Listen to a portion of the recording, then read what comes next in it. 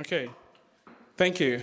Hi, everyone. My name is Sam, and I'm excited to be here. I'm going to give a quick intro of Startup Grind, and we'll get into the event. I know a lot of us are here for the event, so we're here for the meets, right? How do we go from zero to $14 million ARR?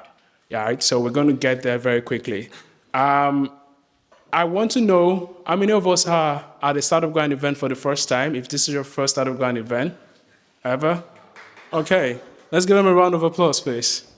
Thank you. So I'm going to do a quick intro just for our new folks that are here, and just to give a brief about Startup Grind. So Startup Grind is a global community of entrepreneurs. So there's virtually a Startup Grind in every major city. So about 600 chapters across the world. So I am originally from Lagos, Nigeria. Back in Nigeria, I used to lead the Startup Grind chapter. When I moved here about 4 years ago, I joined the Startup Grind chapter here. So that's how cool the network is. So anywhere you are, if you're going out for vacation in any city, look for a Startup Grind event like this, and you get to meet amazing people building amazing stuff in that city. So we host monthly events like this. We also have a flagship conference in Silicon Valley that happens around April every year. So last year we had a delegation of about 28 founders from London in Silicon Valley, introduce them to investors, introduce them to maybe some of their enterprise customers, and we also had dinners and events and all of that. So it's always an amazing opportunity to meet other people building on the other part of the Atlantic. We do this at every of our events. We talk about our values. This is what guides our modus operandi. So we help others, we give first, education, make friends, connection, and inspiration. So when you're talking to someone, like many of you have been doing, when you're networking, we implore you to not try to sell what you're building. Fine, I know as founders, that's literally second nature. You want to tell everyone what you're doing. But at Startup Grind, we want you to make friends, make connection. Instead, ask how can you be of help to them. And we believe a genuine relationship can be built from that. Sorry about the buzzer. And I also want to mention that Startup Grind especially the London chapter, is a volunteer-led organization. And these are the amazing people that's making events like this possible. We've got Prem, who is the chapter director, and that's me, I'm the co-chapter director. We've got Matt, Enino, can you wave? Yeah, that's Enino right there. And we've got Kelechi, who is our moderator for this event. Thank you. When we used to have a regular crowd, they clap for these amazing people. So please, let's give them a round of applause. Thank you. Thank you very much for that. And this is the agenda for today. We published this just to make ourselves accountable, so in case we're running out of time. So this is what today is going to look like. And we were able to do events like this with the support of some amazing partners. Many of you, I think everyone at this event know that this event was discounted or was free. And these are the people that made it available. We've got Howard Kennedy, we've got Connected, our newest partner. You're going to be hearing more about them later. We've got HubSpot for startup. So I'm just going to be talking. We've also got partners. So partners are the ones that support our event with in-kind partnership. So we've got Supreme Factory that helps us with all of our marketing and promotion. We've got Sivo. Sivo is the space we're using right now. I'm going to give a shout about them later. I've got Meetup Video. You see Peter over there. He makes sure that all of our events are being recorded. They make sure that all of our events are being recorded. So we've got amazing content library on YouTube. So anytime you go to YouTube, you can search up on any of our past events, including this one, and you'll be able to get to watch them again. So let's give them a round of applause, please. Thank you.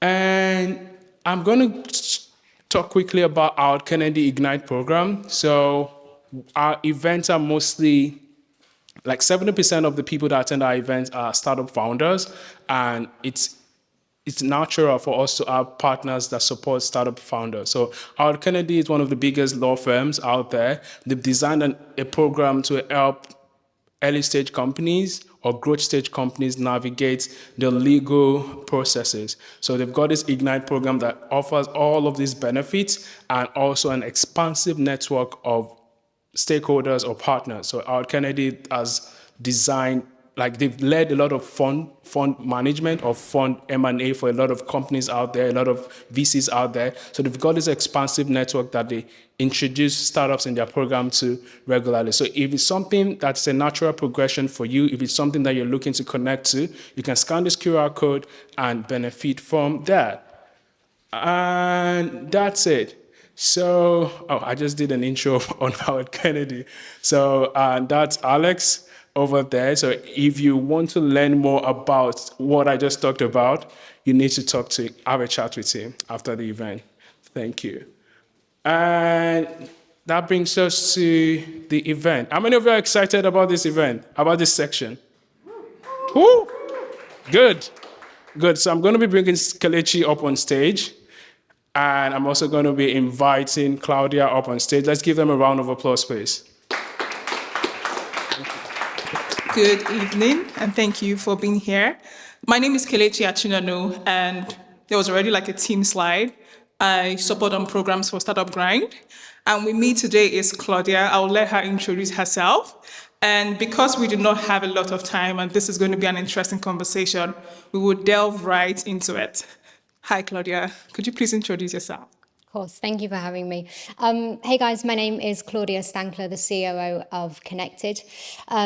I had quite an interesting start, I think, to the tech life. About 9 years ago now, I actually took an internship at a tech startup while I was on a placement year for my psychology degree, and I ended up just never leaving. And so I've definitely, I think, entered tech probably the wrong way, but that means that I've learned a lot of how to do things, how not to do things. The blueprint of just what you should never do is always, I think, the best way to look at things. So hopefully I can bring some cool insights in terms of how to build a tech business pretty much from the get-go, and hopefully you'll learn how to do things better than I did.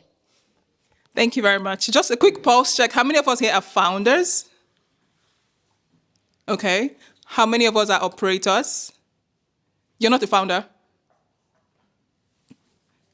Okay. So what about the rest of us? Where'd you fall in? Okay. All right. So we'll be delving or talking about, thank you for the introduction. We're talking about your journey so far, your experience with scaling a company, and also the lessons that you've learned along the way. So my first question would be, you've given like a bit of an intro, but could you delve a bit deeper somewhat into like your journey, but focusing on like the pivot points that led to where you are currently right now? Yeah. Sure, yeah. I'll explain that in a little bit more depth, because I think it is a very untraditional way to enter an industry like that. I was in Sri Lanka on a mental health placement, which did link to what I was meant to be doing, which I was looking to do a PhD in clinical psychology. While I was in Sri Lanka, I missed the deadline for the PhD, ended up having to wait a year to reapply. And that was when I took the internship at a tech business. It was a mental health tech business, so there was a link, tenuous, but there was a link. And I ultimately realized actually that if I wanted to, I guess, have the greatest impact and reach the largest number of people, then actually staying in technology was how I was going to be able to do that. So quite a pivot, I think, from going to do a PhD in clinical psychology led me into tech. And just, I guess, grit and determination has kept me there for the next 9 years. And yeah, an interesting development, I think. All right, thank you very much. So the next would be more around talking about your work at Connected and basically delving a bit more into your specific role at the company and, how has that been for you so far? Yeah. Yeah, it's changed a lot over the years, as you can imagine. I'm coming up to my 6th year there. And when you'll build... Sixth year, yeah, in May, June time, so about 5.5. And there was just myself and Roy Samuel, the founder at the time. So definitely learn everything the hard way of actually the infrastructure that you have to implement when there's you're tracking your customers on a Google sheet is how we were doing it back then, all the way to now when obviously, we're 120 people globally, which is awesome. But that means that my role has changed dramatically over that time. You can't really be the COO of a company when there's just yourself and the founder. A title doesn't mean much. You really just have to be doing everything that needs to be done. And we'll probably talk a little bit about that later. But that has meant that actually a lot of my time and my energy and my resources over the years has grown a lot into, now I'm in a position for us to be able to kind of reverse engineer from our goals. So you can't really do that when you're starting out. You have to just pure grit and determination to get where you want to be. Now we're a little bit larger. My role has turned into essentially, if we've got a roadmap, how do we get there? So actually, if we've got our North Star metrics that we work towards, how do we reverse engineer our operational roadmap to allow us to fulfill those metrics? So it has gone from, I guess, rolling the sleeves up to a little bit more strategic and everything in between over that time. Okay, thank you. Yes, like you said, we'll delve more deeper into, I've used that word a lot, delve deeper, but we'll go in depth more into like your role. So I want to go into how you would have defined success for you in your role.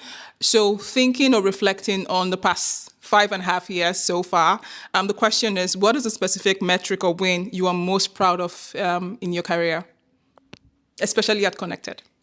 It's a really interesting question, and two things kind of spring to mind, and they are complete opposites of each other. I think the first one was I was really lucky to be named 2 years ago on Forbes 30 Under 30, which was honestly a really interesting reflection point for me because sorry, I hate mentioning that, but for me it was a very proud moment because I think a lot of the when you think about something like that, 9 times out of 10, it's a founder who is on that list.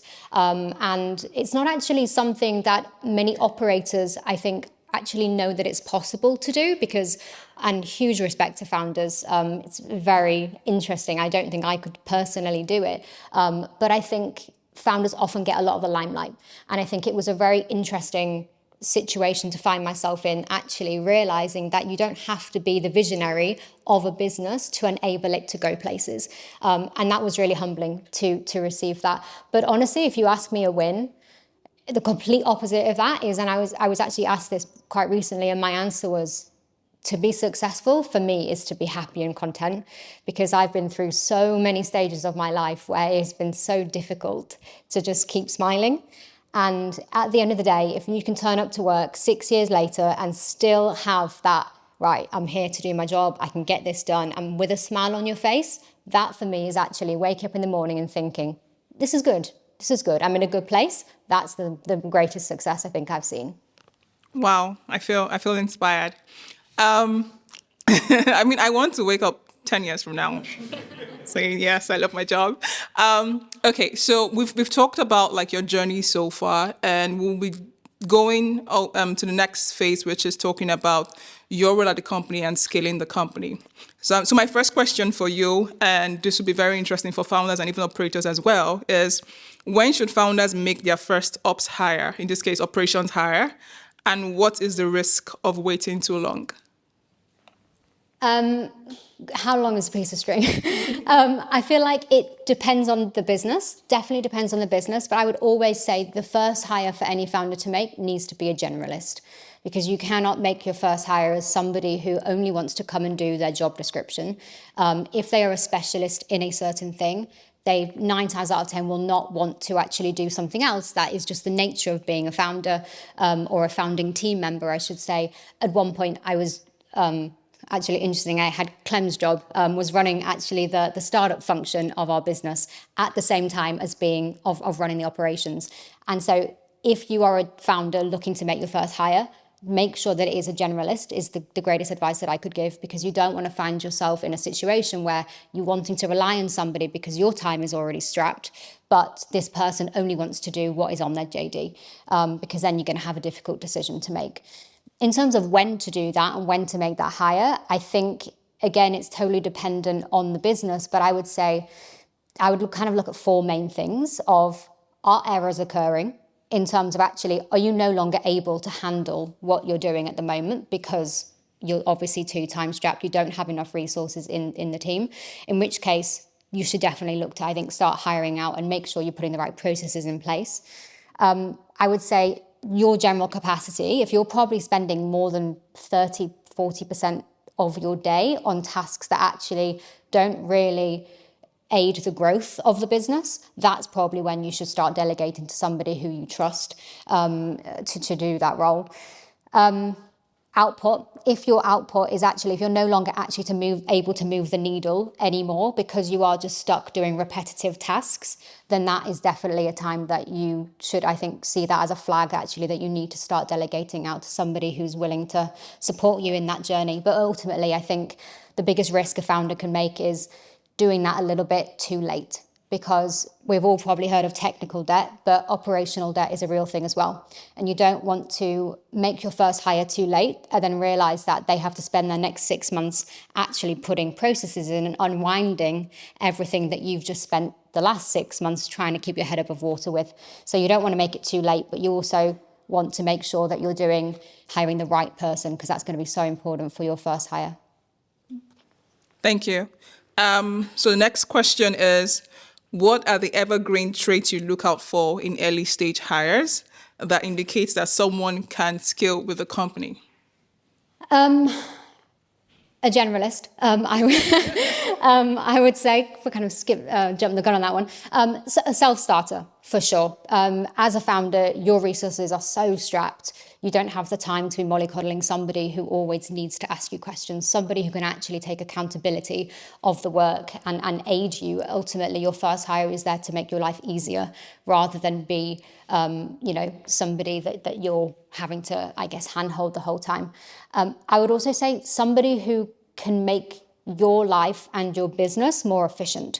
So you want to look for somebody who actually is able to, I guess, if you want to get from A to B, not somebody who takes you around the houses together, but that can actually draw that line and make sure that actually they're building scalable structures in place for you.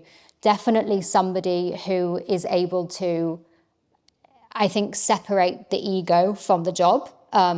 Ego kills startups super early because you'll always do things wrong. And if you aren't able to take accountability for that, and if you're hiring people who, again, are not able to take accountability for that and just kind of own it, that was a mistake, let's move on, let's do it better and learn from that, then that is not going to enable your startup to continue growing. So I would say self-starters who, low ego, if possible, no ego, and people who genuinely can just help you build an efficient structure. So somebody with a very structured mindset, I think, would always help to be the first hire in a business, especially because founders are incredible. They are definitely the visionaries of the business. You kind of want to find somebody who's complementary to that skill set, which might be less visionary, but more actually action-led of, like, if you point to the star, they'll tell you how to get there. And that, I think, is a really important trait to have in your first operational hire. Thanks. Has it been interesting so far? Yes. Okay. All right. So just following on with that, my next question is, now you have a team, and like you had mentioned before, Connected is, a team of 120 people. How do you maintain a high performance culture across different teams, across different geographies and time zones? It's difficult. I would say something that we didn't do well and something that we're now actively looking to do better is how we communicate to our team across different, I guess, localities. We haven't really changed the way we communicate much as when we were 20 people as to now we are 120 people. It doesn't work. You have to keep growing and keep agile as you grow. And so I would say the way that you communicate, you almost have to over-communicate the why you are doing things, because nobody wants to, if they're 100% remote, separated by oceans from I guess, their teammates, everybody wants to know that the work that they are doing is actually moving the needle in the business.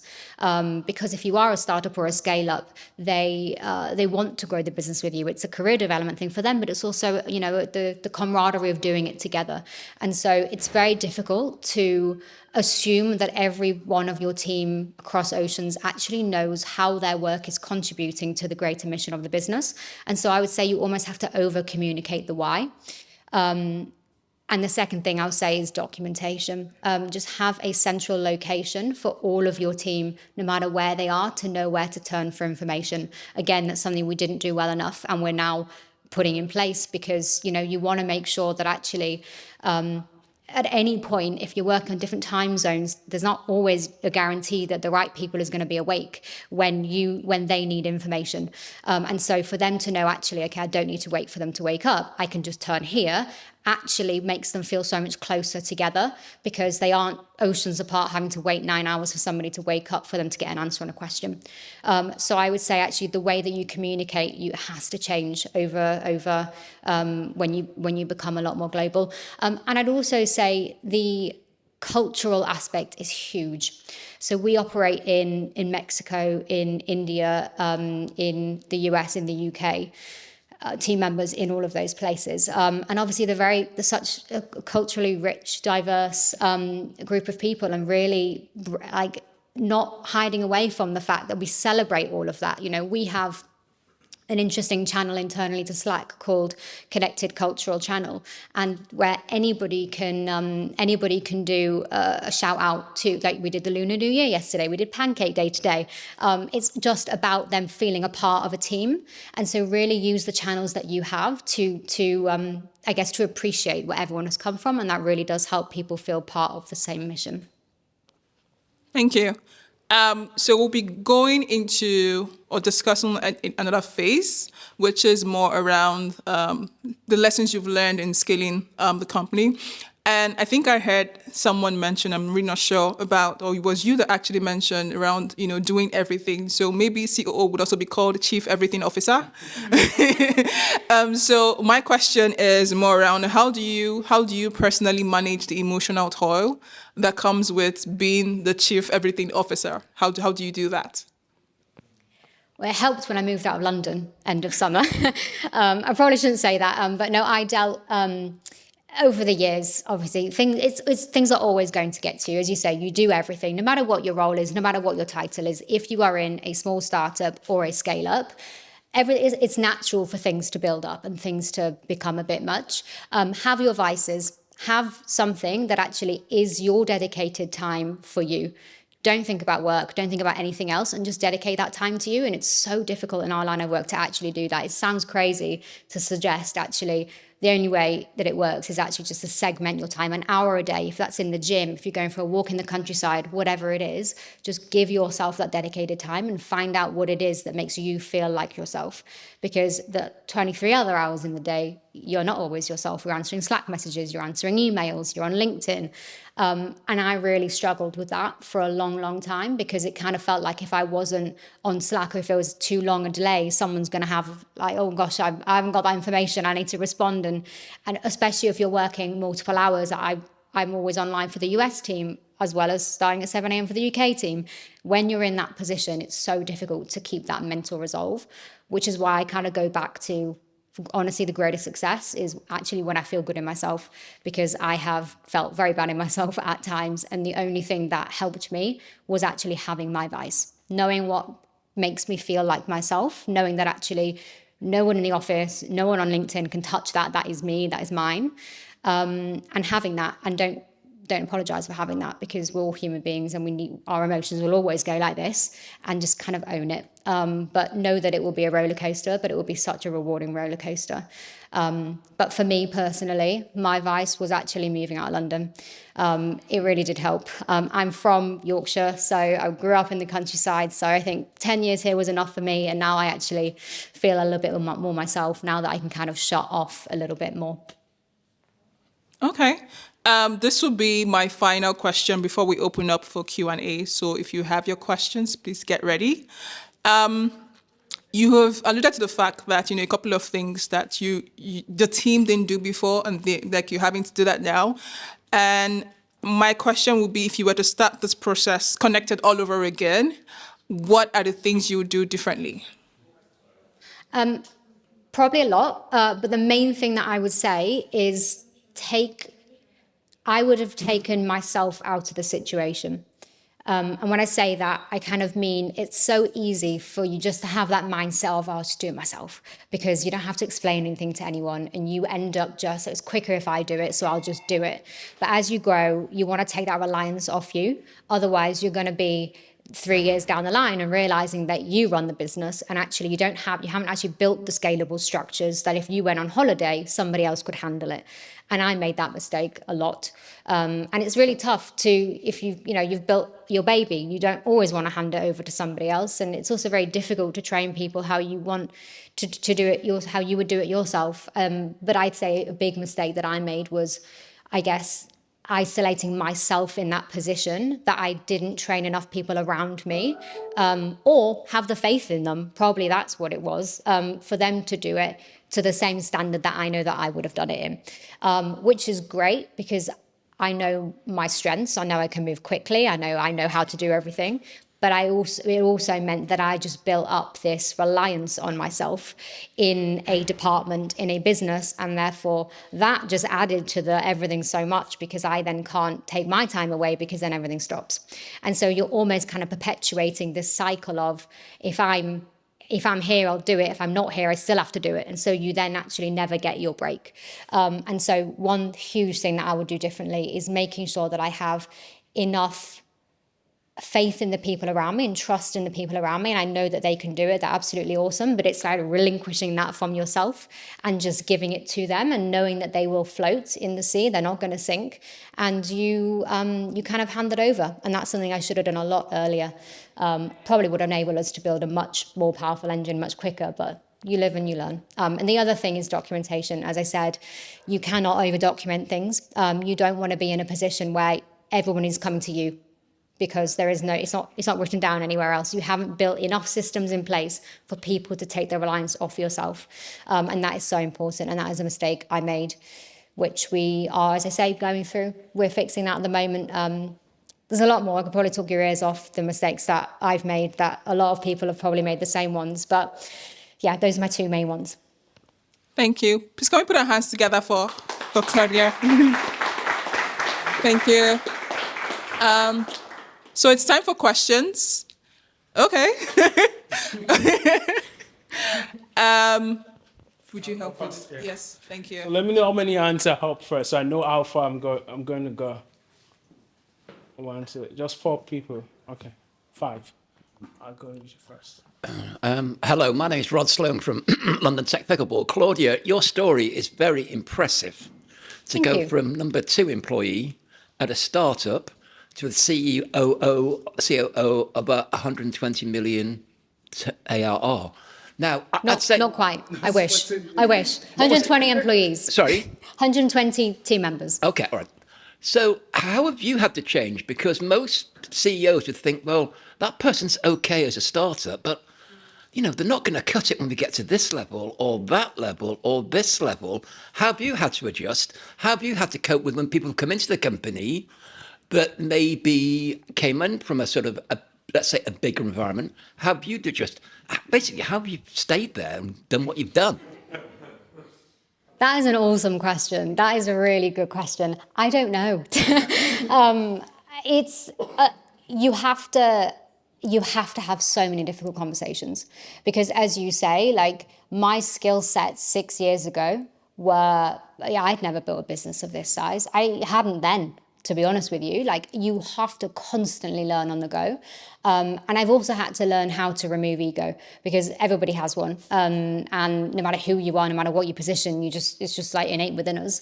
But you just have to learn to not take things personally. And that's something that I actually quite struggled with at the end. But like, you are always going to get feedback of this is how we need to start operating, or this is how things were done last year, but actually this is how things are going to have to be done in the next 5-6 years or so. And you just have to kind of remove yourself out of it and become what the business needs. And so it's ever changing, it's ever adapting, leaning into what I guess industries are actually helping us with now, like with the rise of AI. I honestly believe we should be leaning into that as a personal tool for our own abilities. I have learned so much by doing research and keeping myself kind of on the trend of what I should be doing. Because as you say, like my job 6 years ago was completely different to my job now. So the only way that I think I've managed to survive is by staying on top of what I need to stay on top of and just keep myself learning. I will never know enough information to do the job I do now. And that will always be the case. But I would say keep on learning, have that continuous mindset, that growth mindset that you want to be better and you want to learn. Get yourself into the position of how you're going to do that. And then the last thing is just from an attitude perspective. Like if you, in your heart of hearts, think, you know what, I'm going to do this, I'm going to drive forward, you just have to commit to it. And it's honestly, I think a lot of it is the attitude that you go into it with, because every team member needs to have people in it that are willing to work and are willing to grind and are willing to put themselves in the position that will do what it takes to get them there. So I think attitude has a lot to do with it. Hello, I have a startup and I've done fractional work in the past, and I'm interested in, the thing is when you have a startup, the main thing to get right is the business model. The main thing is how do you get the business model right? And, how are you going to the charging? So my question is, because I'm not really familiar with Connected, how do you decide on the business model? What is the business model?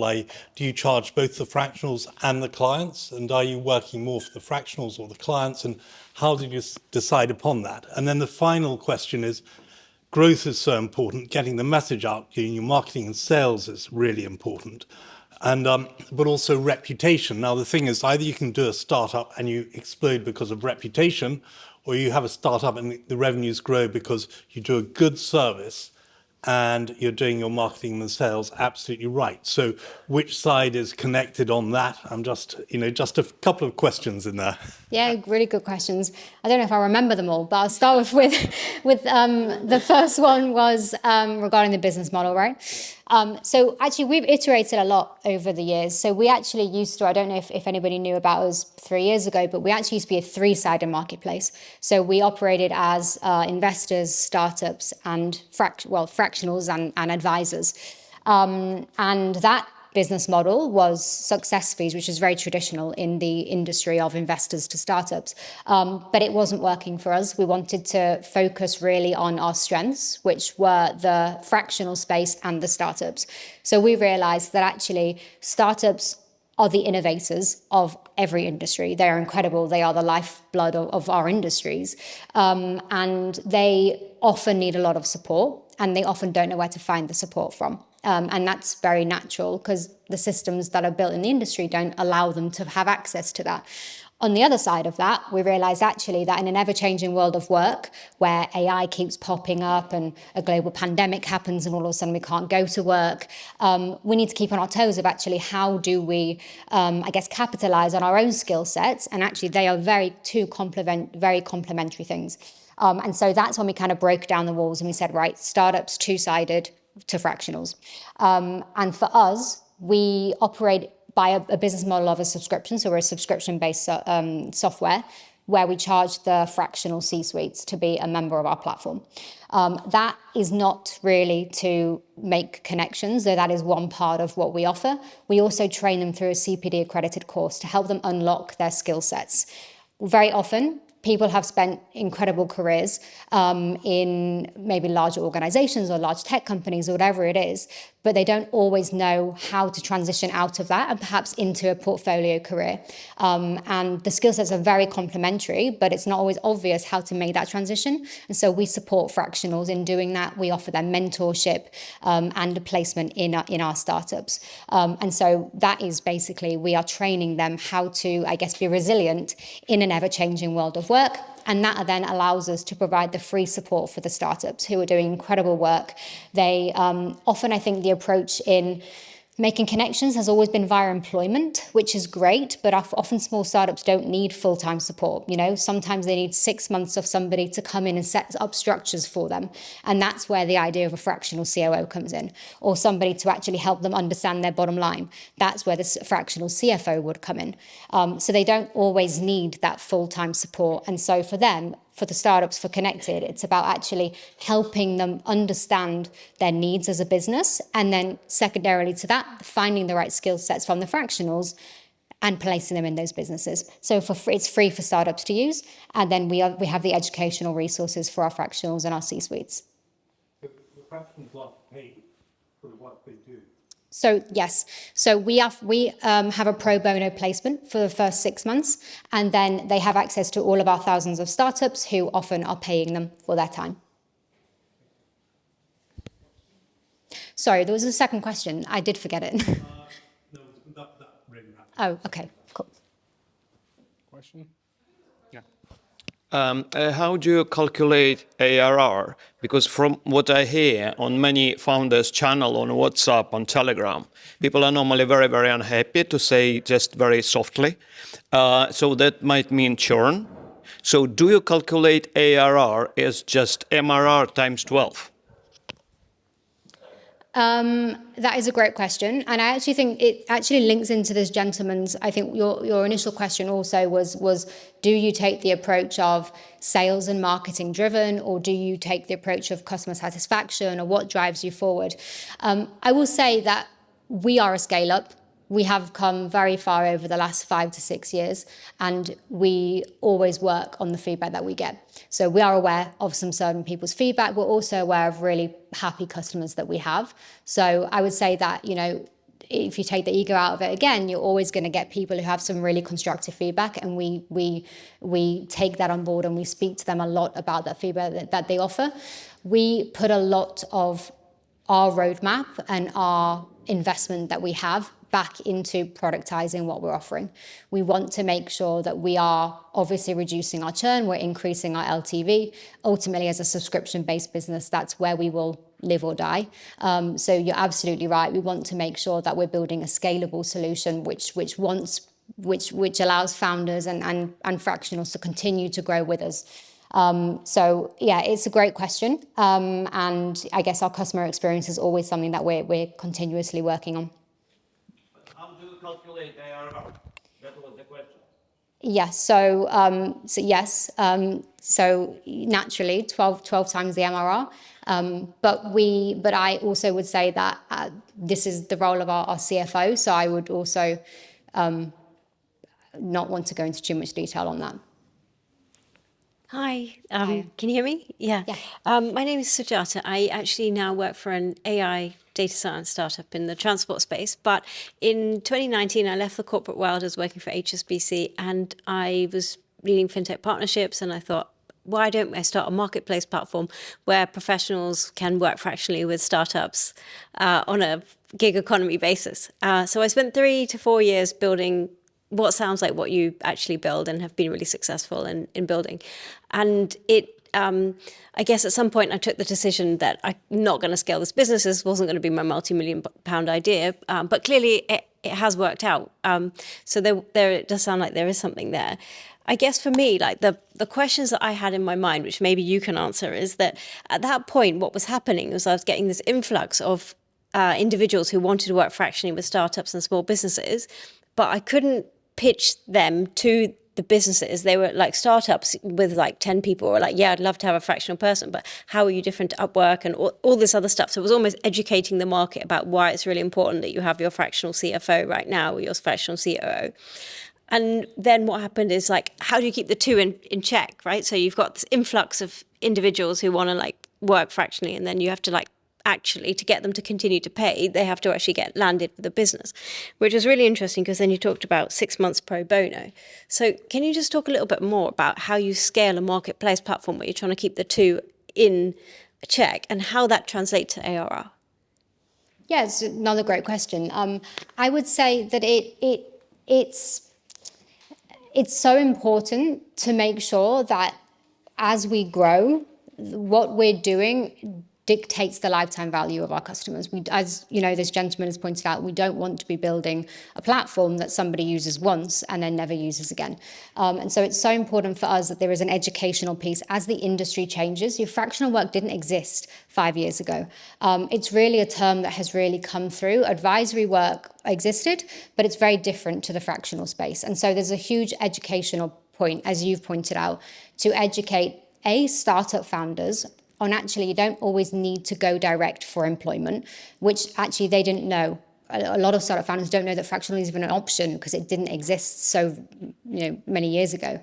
And on the other side of that is also helping the talent or the fractionals to understand that their skill sets are what startups are needing. So there's very much a complementary element there to actually educate on both sides of the ecosystem. And when it is a new industry of a new term of fractionals that didn't exist, you do have to have that educational piece. And what we are obviously always wanting to do is make sure that, the talent side of things with the 6-month pro bono, it is to get a notch on their belt. Because if you are going to be coming from, 10, 20, 30 years in a large corporate, that experience is very different to how to support a scale-up startup. You often have very complementary skill sets, but it's actually understanding how you can unlock that growth in the scale-up and the startup. And again, that is an educational piece. So for us, it's helping them transition through the journey of what might start off as a board advisor. Potentially, you could then sit on the board as a non-executive director or an ID. And so it's not just here's a jobs board. That's not, what we do. We want to educate both sides of the marketplace to help them grow their own skill sets, to then be attractive, to continue unlocking this growth in the scale-ups and the startups. And that doesn't happen within a year because, you're not, if you've never had a non-executive director position before, you're very unlikely to be able to go and land, a paid non-executive director role. It is a transition. And so that transition doesn't happen overnight. And so what we want to do is basically help them understand over a pathway of 2-3 years, actually how their skill sets can grow to unlock that the human capital for the startups. And with that, obviously, comes further educational elements, further mentoring sessions, further placements to help them unlock that capital that they can take in from themselves from a salary perspective. And that doesn't happen overnight. So that's how we want to ensure that we're providing the support on both sides to make sure that they're complementary, not just providing them a jobs board to find, okay, here's a startup who are looking for a CFO. It's actually supporting them through their years of transitioning out of full-time employment and helping them understand what that even means. First of all, thank you so much. Everything you've done and spoken about has been really informative, and huge congratulations on just what you've done. If there was advice that you would give yourself, or I guess first steps that you'd give yourself moving into the role that you did alongside the founder in order to get you to where you are now, what sort of the things or processes you put in place to sort of set those foundations, both personally but also for the company? It's a really great question. I would say segment my time to save myself for the long run. And by that, what I mean is make sure that I have a full understanding of what it's going to take from me to do it. And that's something that I think I maybe didn't appreciate when I was entering the world, is because it's so new to me. I didn't really understand, I guess, what it takes to do that. And so it was a full learn on the job process. So I think, if I would give advice to myself, it's actually understand, not go into it with your eyes wide open, because I wouldn't change that for sure, but I would make sure that I fully understand what it means to do that. Because I think I'm fortunate that I've been able to grow with the role, but actually I guess that's not a given. And to be in that position again, I would make sure that I fully understood what that meant and how I can optimize it, because I think I could have done a lot of things better and a lot of things differently. But when you're learning on the job, it is just that, it is learning on the job. So I think I would make sure that I fully appreciate what it means to do that, because that means I can actually then, I guess, reverse engineer back to give myself the best skill sets in order to do that. Thank you for sharing your experience. I have a question about the process of delegating as the team grows. Do you have any thoughts or advice on, for example, do you delegate particular roles to particular people and say, okay, you now own this role, or do you try and have overlapping responsibilities, kind of to make sure that nobody suddenly has to take on all the burden at once? Yeah, I think it depends on the role, to be honest with you. So I think within the operational department, for example, the way that we would kind of operate it is, as I say, kind of reverse engineering back from those metrics. So if you want to increase LTV, what strategic projects can we do to do that? That's a very different skill set to somebody who will build the operations behind that. And so I would say there has to be an element of overlap, because in order to build the operations, you have to understand the strategic side of things. However, if you focus mainly on the strategic side of things, you might not have the same technical mindset to then build it. And so definitely I would have overlaps, but I think it's also really important that people fully know what we need from them. And I think without having that defined role, it's very difficult to actually say, this is where I need to be focusing my time. And so I would say having the kind of defined roles, and also them understanding fully the KPIs that are going to make them successful in that role, is the most important thing. Whether there is an overlap or not, I think it depends on actually the role. I think it's important to have an appreciation of what the other people around them are doing, so they understand it, because without the understanding, you're just going to be operating in silos. So I definitely think it is important. But I think ultimately to have the right JDs in place and the right KPIs in place for people to understand, right, this is what I need to be doing. I think that's really important, especially as you look to build more structures in place, because if there's a lot of blurred lines, you often can get a lot of headbutting of not knowing who's meant to be doing what, and that will just slow things down.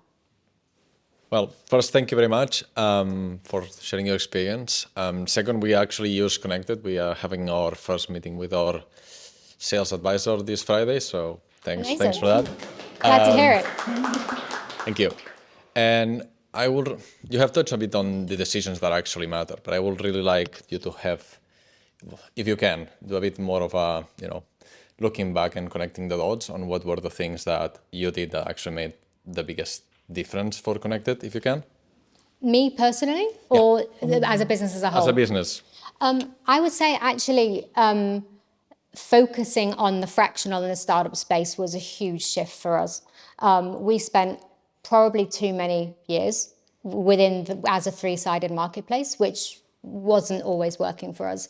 And we knew it wasn't working, but we also wanted to make it work. And that is a mistake. I think, actually stripping back the goal of actually what you want to be doing, and aligning it back to the mission. And, we don't always get things right. I think that's very clear. I don't think anybody always gets things right. But I think actually, like, if you scale it back and focus on what you want to be focusing on, i.e. making it a two-sided marketplace and doing that much better than you could ever make a three-sided marketplace, that would be one of the decisions that I think was game-changing for us, because it actually meant that we can take all the feedback we get on board and we can align both of our verticals to make sure that actually the founders are getting value from the fractionals, and they are actually being able to move the needle of their own businesses, whilst us supporting the fractionals to actually transition out of what maybe used to be a full-time career, helping them understand the new world of work. And so I would say a huge decision that we made was a very difficult decision to make, and one that I think we made too late. But that I think was a game changer for us. Hello, my name is Biju Menon. I'm an entrepreneur, built a business in the past. So I've got some experience of your role, so to speak. So I would like you to unpack your role, please, as a COO.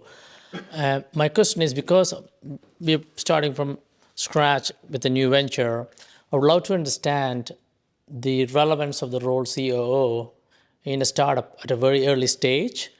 Given that I've done in the past, still I'm questioning myself in terms of whether it is absolutely relevant to bring in a COO, or shall we wait for a year or two before we feel there is a need for it? I'd love to get your understanding, because you're probably very close to that, right? Absolutely. I would say it's probably not necessary, honestly. I didn't also start as the COO. I started as operations. And so I would say, actually, if you are very small, you don't need one. You also don't want to be obviously putting salary behind a role that you don't necessarily need when you are too early.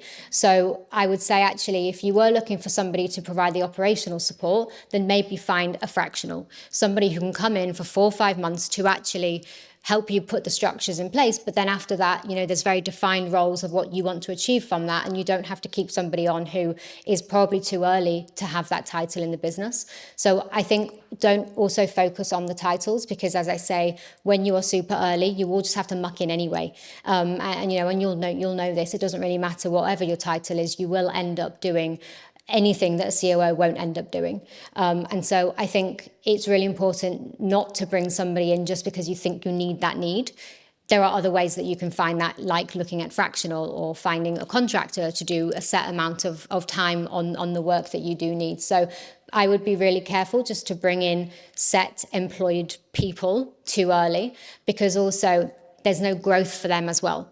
Because if you bring in a COO too early, how do people grow through that function in the business? And I think that's also something that's really important, because when you are small, as we've already kind of gone over, the COO role is so different when you are a 10-person organization to a 120-person organization.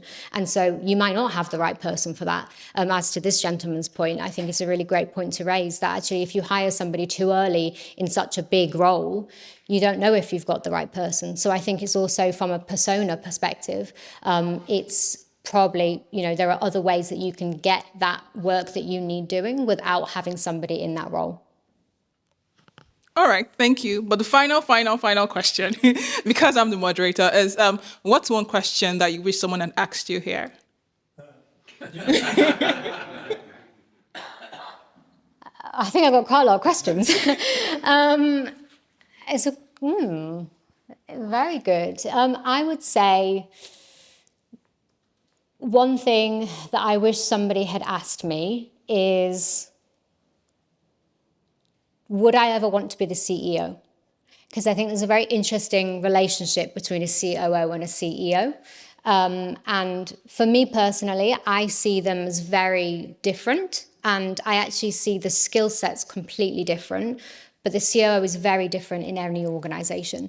And I think actually the COO role is a lot of us, for a lot of people, it's a bit of a stepping stone towards becoming the CEO. Personally, that's not how I see it. I actually see the skill sets to be a CEO are very different to the skill sets of a COO. But I actually get asked that quite a lot. So I guess that's one question that I potentially could have seen myself being asked. All right. Thank you very much. Please can we put our hands together for Claudia? Thank you.